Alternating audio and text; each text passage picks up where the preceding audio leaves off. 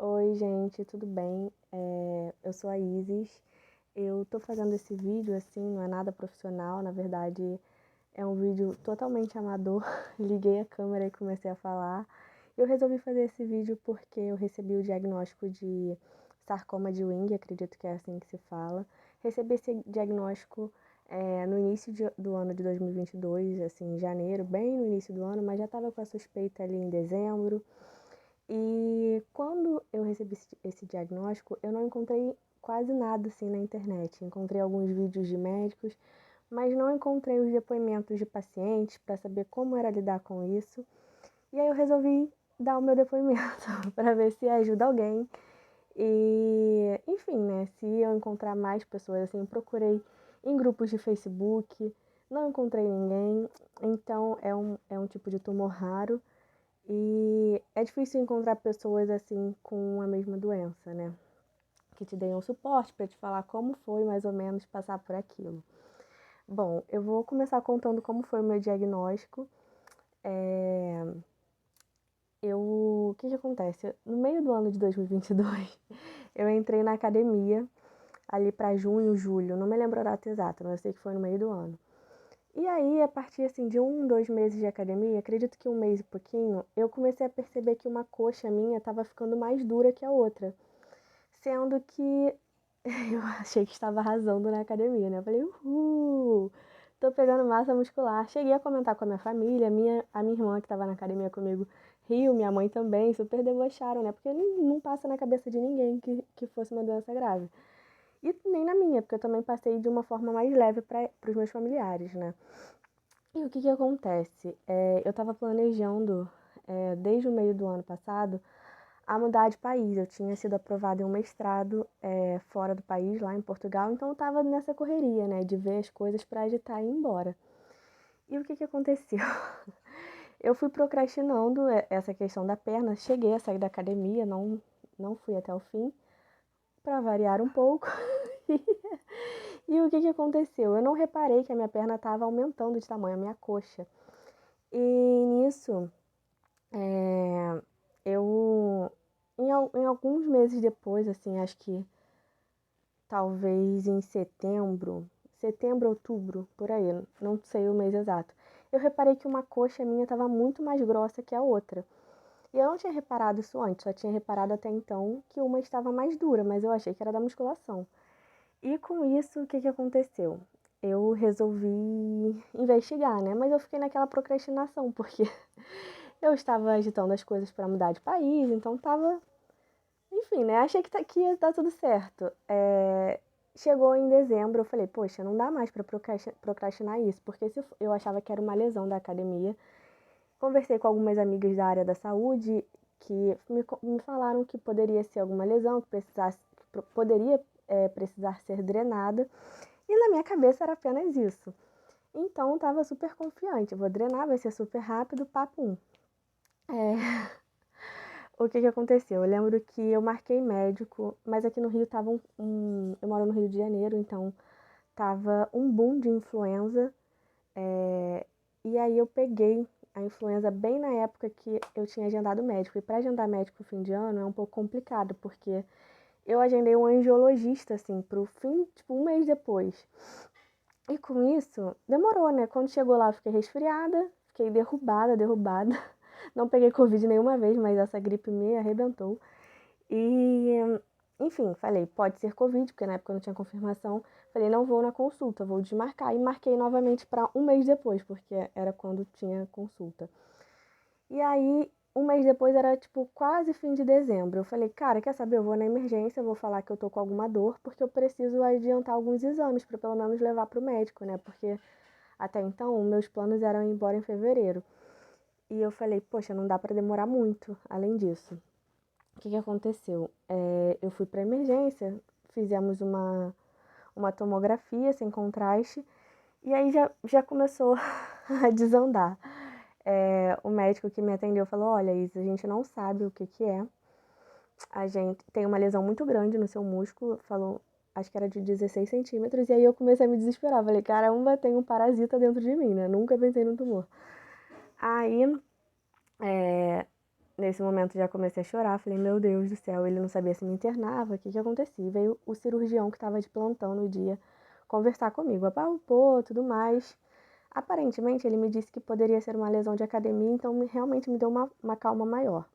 Aí ele me pediu uma ressonância, que no hospital que eu fui não fazia, e essa ressonância ele falou, olha, assim que você tiver o resultado, você entra em contato comigo para eu te encaixar e a gente vê o resultado. Tudo bem, fiz a ressonância, só que eu já comecei a achar estranho. Por quê? Essa ressonância minha mãe falou que ela demorou uma vez para fazer em 1 hora, então eu tava esperando mais ou menos assim. Só que eu dormia e acordava dentro da máquina de ressonância e eu não saía.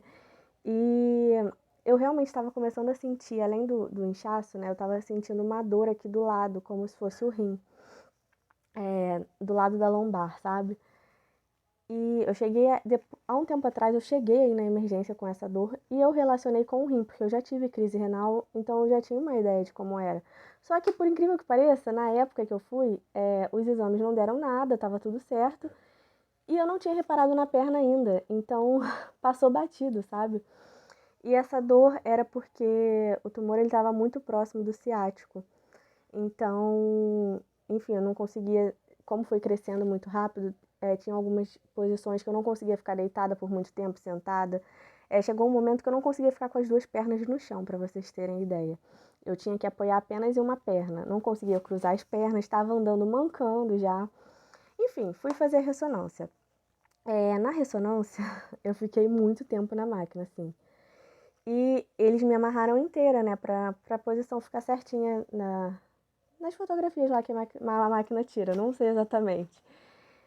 E chegou um momento que cara, tava morrendo de dor, porque, como eu falei, eu não conseguia ficar em algumas posições por muito tempo.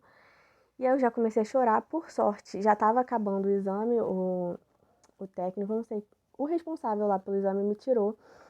E aí eu já saí desabando, porque eu falei, meu Deus, estava sentindo uma dor absurda, muito grande, porque eu geralmente em casa, assim, tô sentindo a dor, vou mudar de posição pra ver, pra aliviar, né? Mas lá eu não podia fazer isso. Enfim, já pensei, cara, eu fiquei mais de 2 horas nessa máquina. O bagulho está ficando sério. E o que que aconteceu? A ressonância ia demorar um tempo para sair, mas o pessoal lá da clínica falou que o meu médico poderia ligar para eles para ter o resultado antes, né, assim, de boca. E foi o que eu falei para ele, olha, doutor, eles falaram que o resultado só fica pronto, tipo, final de dezembro, mas se o senhor conseguir ligar para eles, eles vão te dar um laudo, assim, extraoficial, né? E ele fez isso, só que ele demorou alguns dias para fazer. Simplesmente, ele resolveu me ligar num domingo à noite, eu tava numa festa da minha família, para me dar a notícia que eu tinha um tumor na perna. Estragou a minha noite, obviamente. Eu saí da festa sem me despedir de ninguém, porque foi uma notícia do caramba, assim. Um porradão, né? Porque eu vi meus planos se desmoronando na minha frente. E é um desespero, né? Mas ele deu as suspeitas, falando que poderia ser benigno, maligno, mas que precisava fazer a biópsia. Aí me indicou um outro cirurgião que era especialista nesse tipo de tumor para fazer. Internei, fiz tudo certinho, foi muito rápido, assim, graças a Deus. Eu comecei a suspeitar, eu não, né? Os médicos começaram a suspeitar desse tumor no meio de dezembro e início de janeiro eu já tive a confirmação e final de janeiro, assim, dia 17 de janeiro foi quando eu comecei o tratamento, as sessões de quimioterapia. E, enfim, fiz a biópsia, o tumor realmente se confirmou como um sarcoma de Ewing e aí foi aquele boom, né, na minha vida, que eu não estava esperando de forma alguma que isso fosse acontecer. Tive que descartar não, né? Adiar por enquanto todos os meus planos, coisa que eu não estava esperando, mas a gente segue o baile. Eu separei alguns tópicos para eu não me perder e, enfim, acho que ficou claro como eu descobri, né? Então eu queria falar para vocês ficarem muito atentos a esses sinais, porque muitas vezes a gente ignora os sinais que o corpo está dando. E é algo que eu tô aprendendo realmente a administrar, porque eu sou aquele tipo de pessoa que procrastina até o fim. E agora eu vi que não dá mais pra fazer isso. O baque pra mim, pra minha família foi gigantesco, assim. De início, eu confesso que a minha família acredito que ficou mais baqueada. Óbvio que eu chorei, óbvio que eu fiquei sentida, ainda mais por toda a mudança da minha vida que estava para acontecer. Mas acredito que se não aconteceu foi algum livramento que eu tô tentando entender ainda, que é um processo de aceitação longo. E tá muito recente também, né? A gente tá em março, quase em abril, então tem pouco tempo que isso aconteceu, mas eu acredito que eu tô lidando de uma forma muito boa, assim. A minha família recebeu num desespero maior que o meu, porque na minha cabeça é, sempre foi muito claro que eu ia passar por isso e ia dar tudo certo no final. De início foi essa a minha reação. Eu fiquei muito triste de início, mas aquela tristeza passou. Eu acredito que foi uma reação, na verdade, que eu tinha ao longo da vida, né? De passar por cima do que eu estava sentindo. Acho que eu não tive tempo de digerir aquela notícia. Mas a minha reação foi muito boa, assim. Não me arrependo. Eu acredito que o sentimento da doença veio um pouco mais depois, porque é uma doença estigmatizada, né? Assim, quando você fala que tá com câncer, as pessoas já pensam, meu Deus, a vida dela acabou. E não é bem assim, eu tô vendo isso na prática e espero que vocês também consigam enxergar dessa forma. Você não tá acabando a sua vida, tá só começando, você tá fazendo tratamento para isso dar certo. E a cura é logo ali. Basta a gente ter paciência. Eu sei que é fácil falar, muitas vezes são altos e baixos, né? Assim, agora eu tô de boa, tô aqui gravando vídeo legalzinho, mas também tem meus momentos de não tô tão legal assim. E aí é muita terapia para lidar com isso. É, mas enfim, como eu falei, a minha família ela sentiu mais assim de início. Eu lembro que na primeira consulta com o meu oncologista, minha mãe chorava de se debulhar enquanto eu tava mais pelo menos por fora, né? Eu aparentava estar mais calma, tipo, digerindo aquilo melhor. Os meus planos para o futuro, eles foram adiados, né? Porque, querendo ou não, é um protocolo de tratamento longo. Inclusive, isso foi algo que me pegou um pouco de surpresa, assim, porque eu, nas consultas com o oncologista, eu não tinha entendido ainda que era um protocolo longo. De início, ele passou de 14 a 17 ciclos de quimioterapia para mim. Cada tumor é mas é um tipo de tratamento, isso vai variar de cada caso, mas o meu era esse, de 14 a 17 ciclos. Só que eu fui reagindo muito bem. A partir da primeira quimioterapia já teve uma diminuição muito grande da minha coxa, do diâmetro dela. E eu confesso que eu esperava que, apesar, por exemplo, eu vou ter que fazer uma cirurgia e a partir dessa cirurgia eu esperava que as sessões de quimio diminuíssem, mas não. Existem estudos sobre esse tipo de tumor e o recomendado é realmente de 14 a 17 ciclos. Isso vai ser avaliado de paciente para paciente. Só que eu não sei porque, em algum momento, isso ficou em aberto na minha cabeça e eu achava que, por algum motivo, as minhas sessões iriam diminuir. E quando eu recebi de fato essa confirmação que, independente da cirurgia acontecer agora ou depois, eu vou ter que fazer essa quantidade de quimioterapia, foi um baque muito grande. Porque eu comecei a imaginar, caramba, a minha vida ela tá meio presa, né? Meio não, tá completamente. Eu me vejo numa prisão, assim, em relação até a minha liberdade cerceada mesmo, né? De não posso fazer o que eu quero, a hora que eu quero, por conta da minha imunidade, tenho que tomar cuidados, tenho que tomar conta da minha alimentação, da minha rotina. E não posso procurar um emprego, porque, por exemplo, eu sou estagiária, meu contrato vai vencer no meio do ano. E eu vou ter que lidar com isso, vou ter que ficar aí no limbo por enquanto, né? É algo que eu não imaginei viver, porque eu sempre fui aquele tipo de pessoa muito acelerada. Acredito que esse comportamento justifique um pouco a doença que eu tô vivendo agora. Enfim, como é um protocolo longo, foi um baque muito forte. Foram, assim, 2 semanas que eu vivi um luto que eu não tinha vivido antes, sabe? No início da doença, porque isso foi mais ou menos recente. Eu tô indo pro 4º ciclo agora. Eu tô fazendo esse vídeo na sexta e eu começo o 4º ciclo na segunda.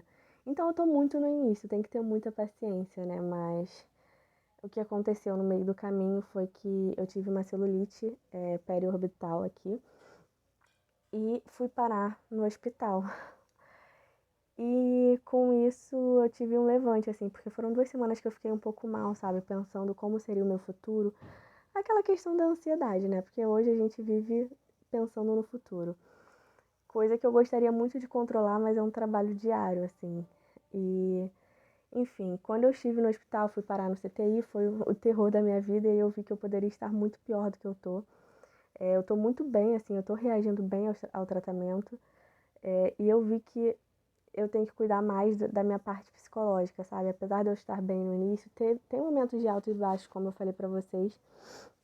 E eu tenho que tentar pensar mais positivo, porque a nossa mente é quem comanda totalmente. Eu não quero me entregar para essa doença. Imagino que vocês também não. E aí, a partir desse momento que eu fiquei no CTI, tive alta, depois de 5 dias, eu parece que a minha fé se renovou, sabe? Eu tive mais esperança de que as coisas vão dar certo. Eu não sei porque também teve algumas experiências relacionadas a Deus lá dentro do hospital, mas enfim, coisas que não dá pra contar nesse vídeo, porque senão vai ficar gigantesco. Enfim, eu acredito que a mentalidade é a grande chave para a virada da gente. A gente não pode deixar a doença nos abater, sabe? Eu tô tentando pensar muito nisso. Eu sempre fui uma pessoa positiva na minha vida e agora não tá sendo diferente. Claro que tem momentos que são mais difíceis. Eu tô fazendo muita terapia, gente. Façam, porque assim, é um processo longo, mas principalmente a gente que está passando por esse momento de fragilidade emocional, é algo que ajuda muito. E eu já tinha começado terapias antes com outro psicólogo, mas eu não tinha dado prosseguimento, porque eu não tinha paciência. E é um processo que demanda muita paciência de vocês se descobrindo cada dia mais. E por fim, eu queria deixar um recado para vocês não desistirem.